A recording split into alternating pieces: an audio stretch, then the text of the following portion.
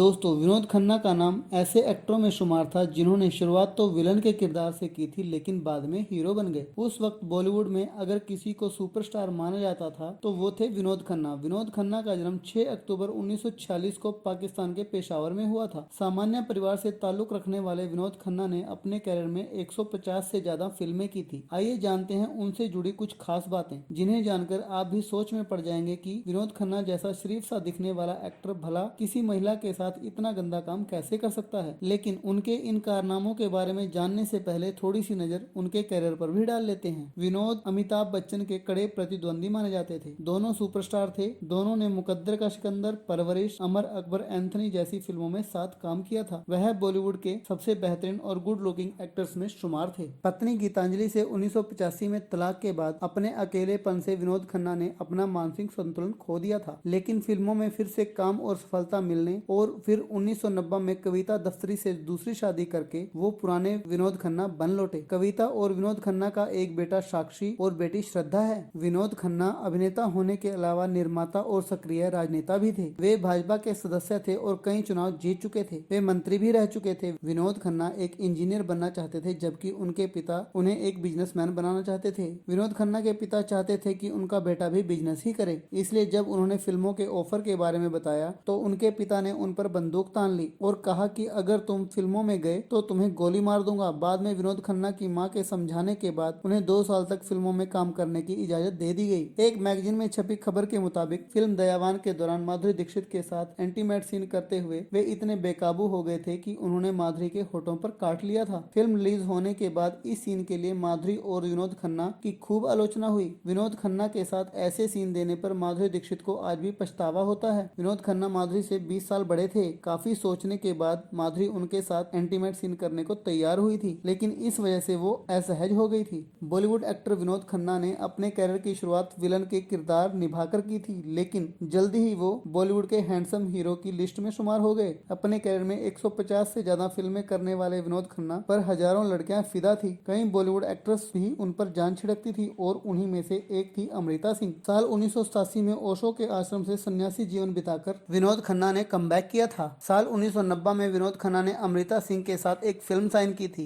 यहीं से दोनों के बीच आकर्षण पैदा हो गया। अमृता सिंह उन दिनों क्रिकेटर रवि शास्त्री को डेट कर रही थी और तब एक बार मजाक में अमृता सिंह ने कहा था कि उनका अफेयर जल्द ही विनोद खन्ना से शुरू हो जाएगा। ये बात सुनकर रवि शास्त्री नाराज हो गए और उन्होंने कहा था कि अमृता सिंह कभी भी विनोद खन्ना को पा नहीं सकेगी, चाहे वो जितनी भी कोशिश कर ले। रवि शास्त्री की ये बात अमृता सिंह के दिल पर असर कर गई और इसके बाद अमृता ने इसे एक चैलेंज की तरह लिया। अमृता को जहां भी मौका मिलता वो विनोद खन्ना से फ्लर्ट करने लगती। सेट पर अमृता कोई भी चांस नहीं गंवाती थी। शुरुआत में विनोद खन्ना ने अमृता सिंह को नोटिस नहीं किया, लेकिन धीरे धीरे दोनों के बीच प्यार पनपने लगा। शूटिंग के बाद भी दोनों की मुलाकातें बढ़ने लगी और ये दोस्ती और भी गहरी होती चली गई। लेकिन इस बात की खबर अमृता सिंह की मां रुखसाना सुल्ताना को लग गई। उन्होंने दोनों को सख्त हिदायत दी कि वे अपना रिश्ता यहीं पर खत्म कर लें। विनोद को अमृता सिंह में ज्यादा दिलचस्पी नहीं थी तो उन्होंने अपने कदम वहीं से वापस खींच लिए। इसके बाद दोनों के रास्ते अलग अलग हो गए। विनोद खन्ना जहां अपनी पर्सनल और प्रोफेशनल लाइफ में व्यस्त हो गए, वहीं अमृता सिंह ने सैफ अली खान को डेट करने के बाद उनसे शादी कर ली। तो दोस्तों, विनोद खन्ना के करियर के बारे में आपका क्या ख्याल है, हमें कमेंट करके जरूर बताएं और साथ ही हमारे चैनल को भी सब्सक्राइब कर दें। धन्यवाद।